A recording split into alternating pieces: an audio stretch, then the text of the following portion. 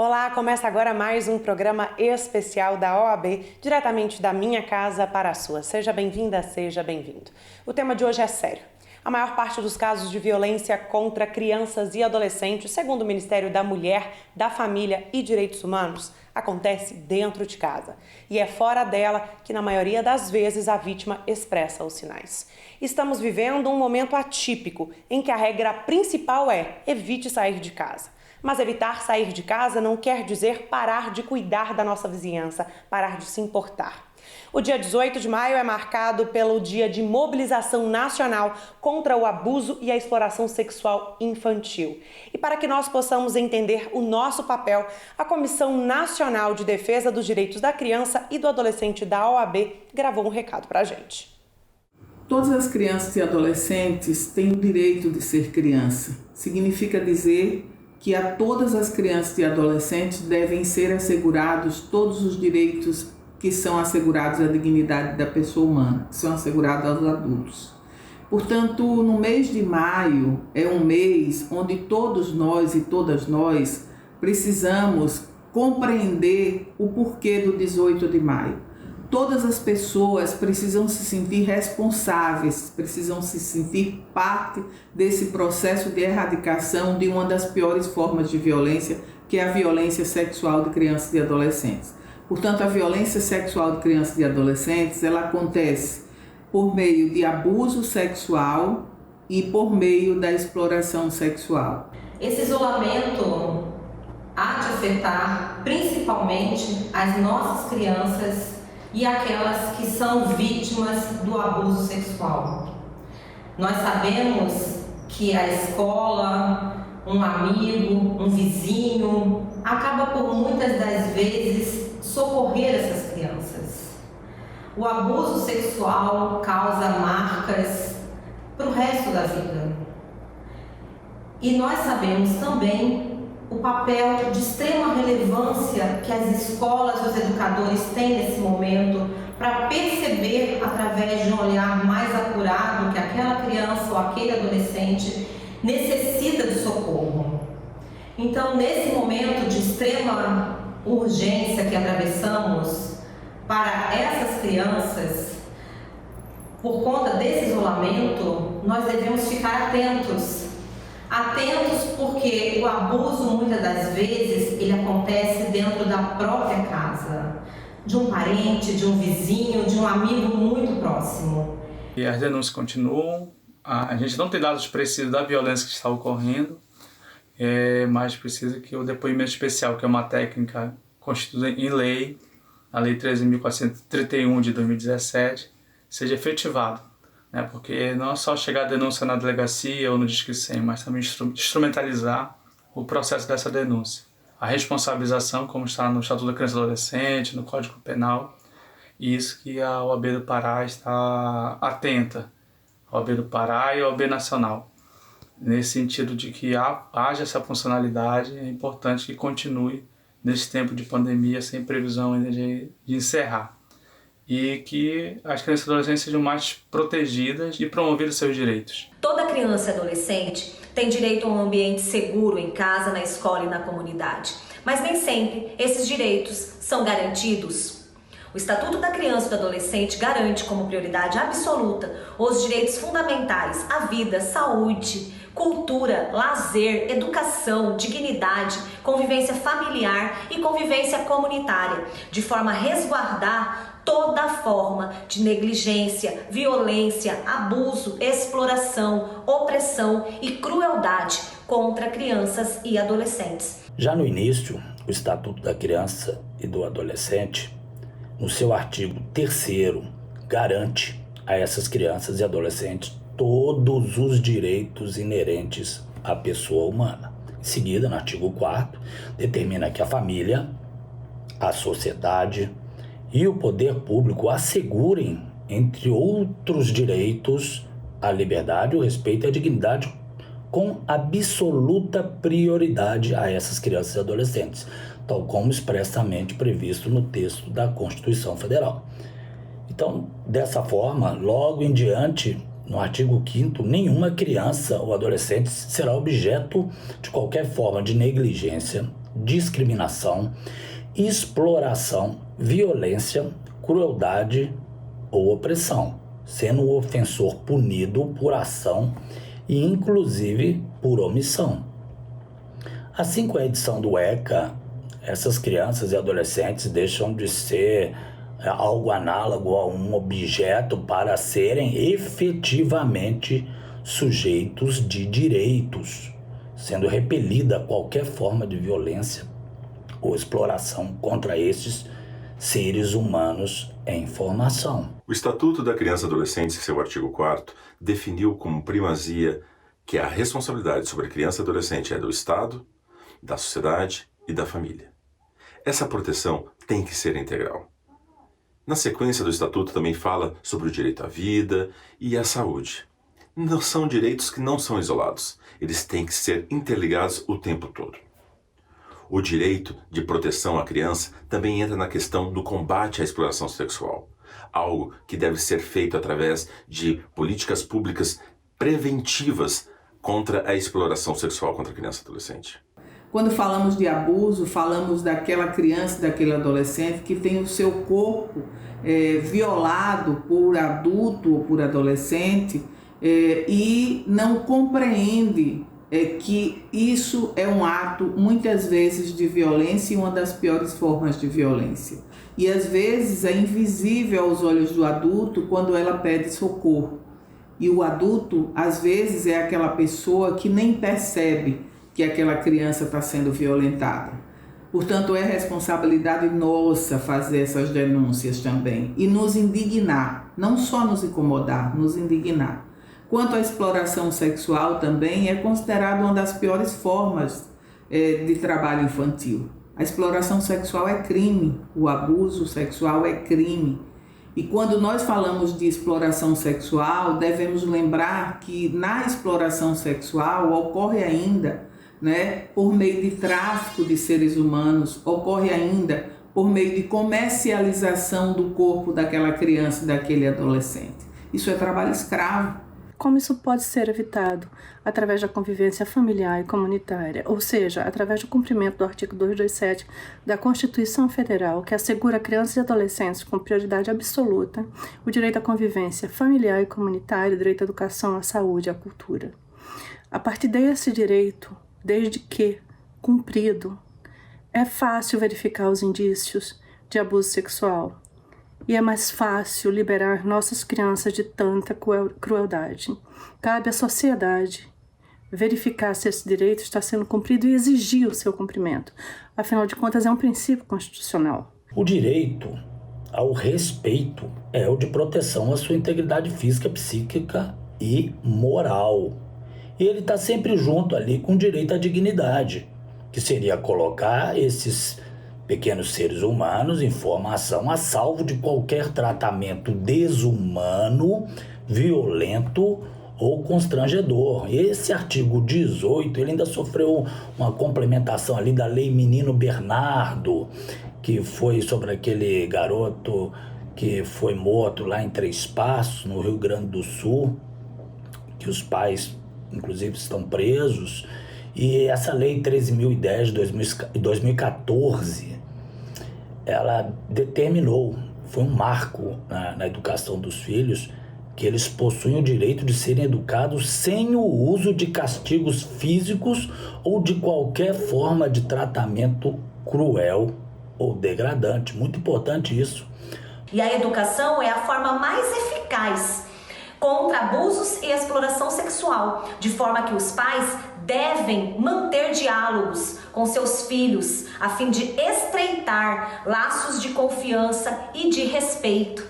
Esse ano, o ECA completa 30 anos e observamos avanços nas políticas públicas na área da infância e juventude. Porém, ainda temos muito que avançar, muitos desafios pela frente, onde o principal talvez seja exatamente garantir que direitos absolutos de crianças e adolescentes previstos no Estatuto sejam efetivamente cumpridos. Então, vamos ficar atentos, vamos observar e vamos proteger nossas crianças e nossos adolescentes, principalmente nesse momento, porque a proteção integral e a prioridade absoluta não tem que estar apenas na teoria, mas também na prática.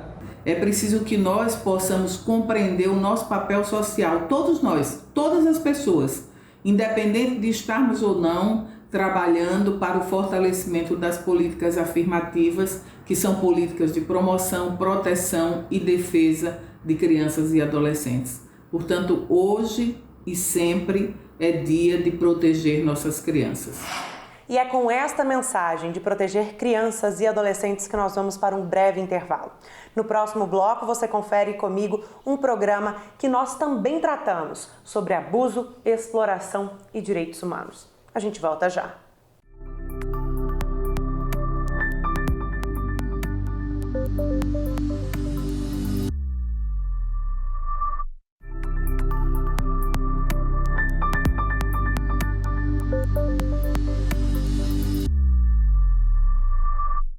Seja bem-vinda de volta, seja bem-vindo de volta.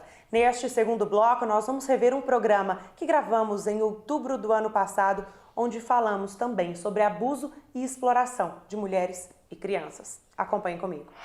O tráfico de pessoas é uma dura realidade pelo mundo. Dados da Organização Internacional do Trabalho estimam que quase 2,5 milhões de pessoas são obrigadas a realizar trabalhos forçados em todo o mundo. E na maioria dos casos, 80% são mulheres ou meninas. Infelizmente, qualquer pessoa pode ser vítima dessa tragédia, mas elas são as principais. Para falar desse assunto, vamos conversar com Daniela Borges, presidente da Comissão Nacional da Mulher Advogada. Obrigada, doutora Daniela, por participar mais uma vez conosco aqui no OAB Entrevista. A alegria é toda minha poder estar aqui mais uma vez, infelizmente, para tratar de um tema tão difícil. Mas muito obrigada pelo convite, muito bom estar aqui mais uma vez. Obrigada, doutora Daniela. Falamos um pouquinho aí no início do programa sobre alguns dados que, infelizmente, mostram que as mulheres são as principais vítimas do tráfico de pessoas. Isso demonstra a falta de políticas públicas para essas mulheres? Eu acho que são vários aspectos, né, que contribuem para que isso aconteça. A gente tem uma realidade no nosso país de situações de mulheres já de vulnerabilidade e que muitas vezes se vêm diante de alguns convites que aparentemente poderiam representar uma mudança na vida delas, e isso normalmente é o que é mais utilizado como isca, né, para que muitas mulheres saiam do país com promessas, né, enfim, de uma vida profissional ou de alguma oportunidade no exterior. Então, a gente também precisa refletir sobre isso, né, sobre essa realidade também de vulnerabilidade e de dificuldades que as mulheres muitas vezes enfrentam no Brasil, que as fazem, muitas vezes, cair nessas iscas, né, de maneira que elas terminem se tornando vítimas do tráfico de pessoas. E, além disso, existe uma série de questões que são colocadas dentro da realidade do tráfico, sobretudo internacional, considerando a dificuldade do próprio país e de outros países também, de uma maneira integrada, combater essa prática. É claro que existe também o trabalho forçado dentro do Brasil, a gente também não pode ignorar isso. E aí, nesse aspecto, na minha visão, é mais evidente ainda a falta de políticas públicas, mas a gente ainda tem esse desafio de pensar esse tema também no plano internacional, né, que é um percentual muito significativo, né, quando se trata especialmente de mulheres. E quando a gente está dentro dessa temática de violência contra a mulher, de tráfico de pessoas, exploração sexual de mulheres, enfim, dentro dessa perspectiva, a gente percebe que no Estado a gente tem leis, às vezes a gente tem algumas coisas colocadas de uma maneira que há uma intenção, mas quando você vai para a realidade, você vê que o Estado efetivamente não consegue estabelecer as ações necessárias para se combater essas práticas. Então, a gente tem um disque denúncia, tá? Mas, infelizmente, esse disque denúncia, muitas vezes, ele sequer é acessado. Não tem como essas mulheres que estão em trabalho forçado, porque muitas vezes elas, na verdade, estão mantidas em cativeiro, num contexto, né, de cárcere privado, em que elas efetivamente sequer conseguem acessar o disque denúncia. Então, realmente é necessário que tenham políticas públicas de investigação, de mapeamento dessas quadrilhas, né, de desestimular também o turismo sexual, porque a gente também precisa pensar, quando a gente fala da questão da exploração sexual, que tem esse outro lado, né, aquele que procura o turismo sexual.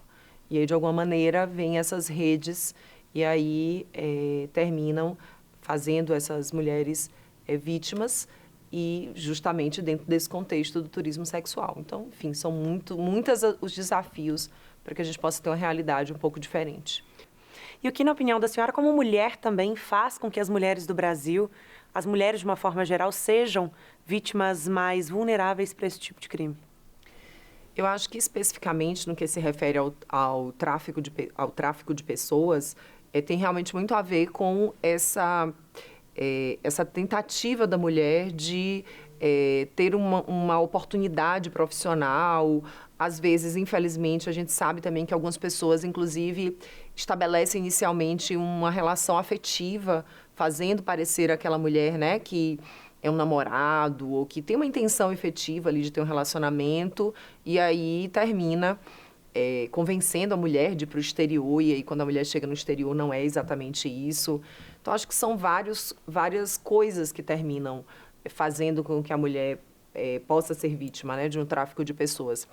Mas eu acho que é, sobretudo, a ideia de que ela vai poder, né, ter alguma oportunidade profissional ou alguma questão de um relacionamento afetivo. Então, ela vai muito dentro daquela ilusão, ela é enganada mesmo, né? E aí, quando ela chega, ela descobre que não é exatamente nada daquilo. Então, é muito importante a gente poder falar sobre esse tema, até para alertar também as mulheres, né? E acredita que hoje há uma preocupação da segurança pública do país de uma forma geral, o tráfico de pessoas e a exploração sexual? A gente vê poucas políticas públicas, né, em relação a isso.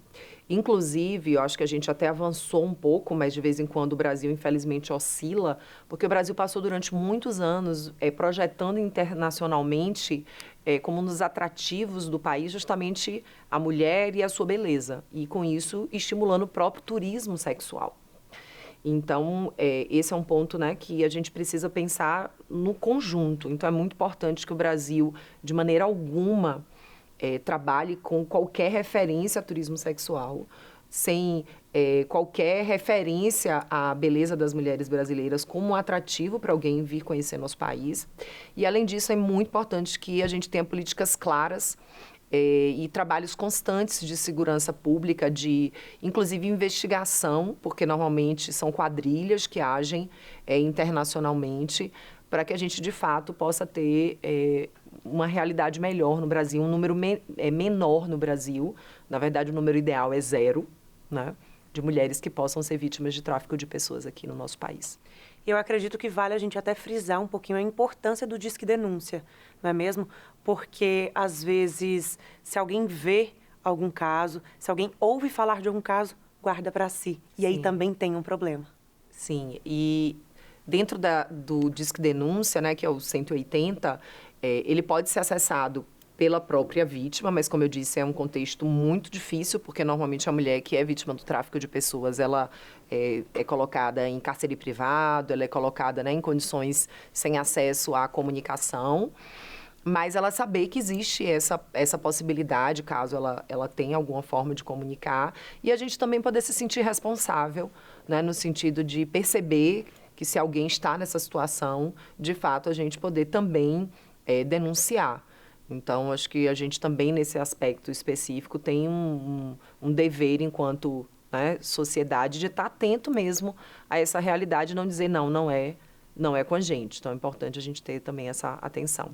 Então, doutora Daniela, eu gostaria de te agradecer por participar conosco neste OAB Entrevista, falando de um tema tão caro e tão importante de ser tratado sempre. Sim, eu que agradeço a oportunidade mais uma vez. Como disse, infelizmente, para tratar de um tema tão triste, né? A gente precisar falar sobre isso, mas diante dessa realidade a gente precisa falar sobre isso para que ela possa mudar. O mais recente relatório global sobre tráfico de pessoas mostra um número recorde de casos detectados em 2016. Enquanto em 2003, menos de 20 mil registrados, o número subiu mais de 25% em 2016, cerca de 25 mil casos. Para falarmos sobre o tema, quem participa conosco é Hélio Leitão, presidente da Comissão Nacional de Direitos Humanos. Doutor Hélio, como nós podemos analisar esses números aqui no Brasil? Difícil dizer. Certo é que a questão da subnotificação, pessoas que são vítimas dessa prática criminosa e deixam de levar ao conhecimento das autoridades. A subnotificação no país ainda é muito alta, por razões as mais variadas, seja por desinformação, seja porque as pessoas ficam intimidadas, receosas, seja porque as pessoas ficam envergonhadas, muitas vezes cederam ao sonho, ao apelo de um sonho dourado, não é? Que se revelou, na verdade, uma grande trama criminosa.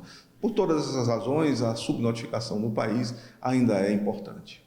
Doutor Hélio, como nós podemos destacar a importância das denúncias?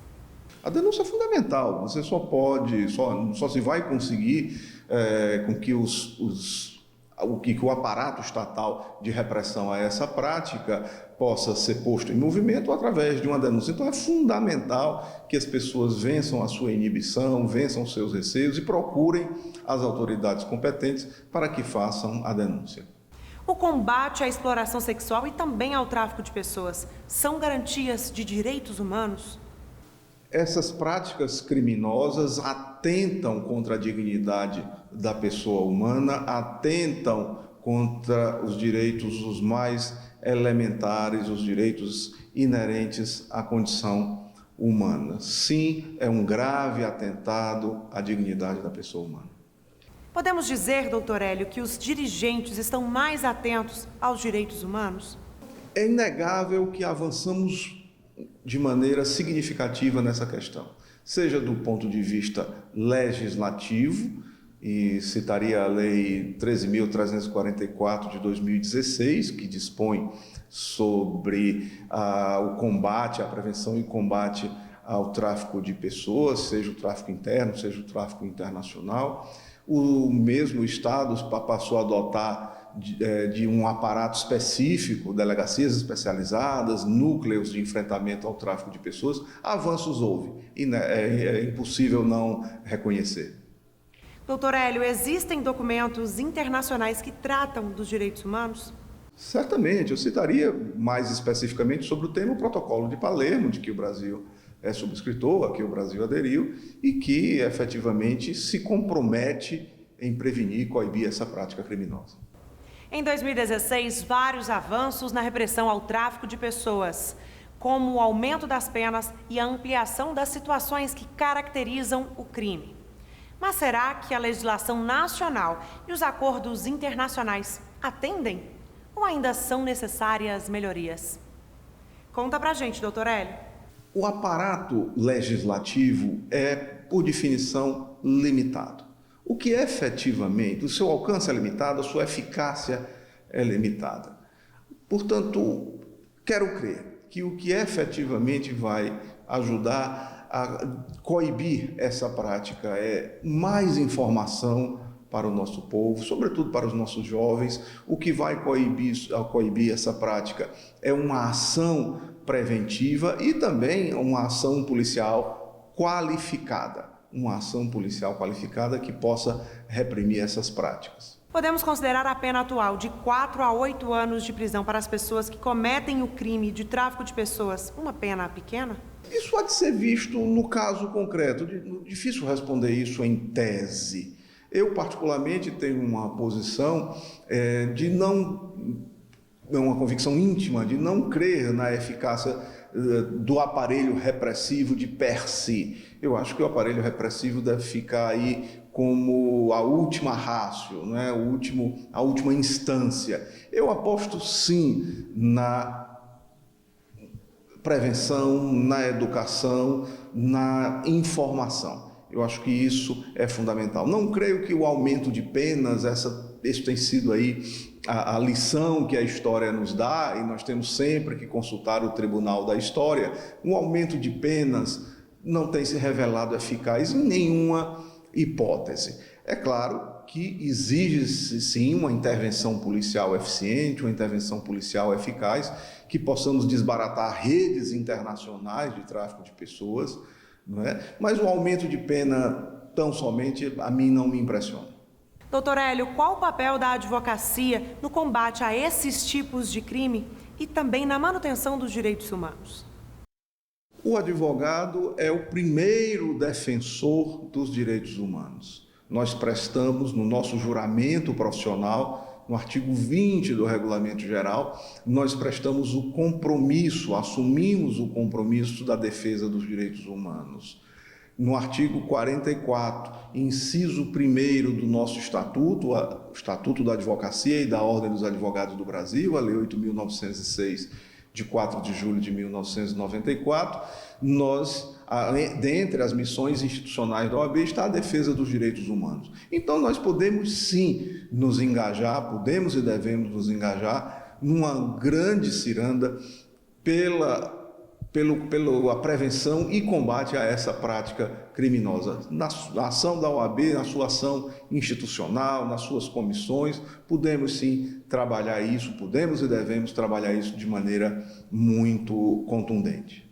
Obrigada por sua participação conosco, doutor Hélio. Obrigada por acompanhar conosco mais este programa especial da OAB. Você já sabe que se quiser acompanhar tudo que a Ordem vem fazendo em tempo real, é só seguir a gente nas redes sociais. Tchau, tchau e até o próximo programa.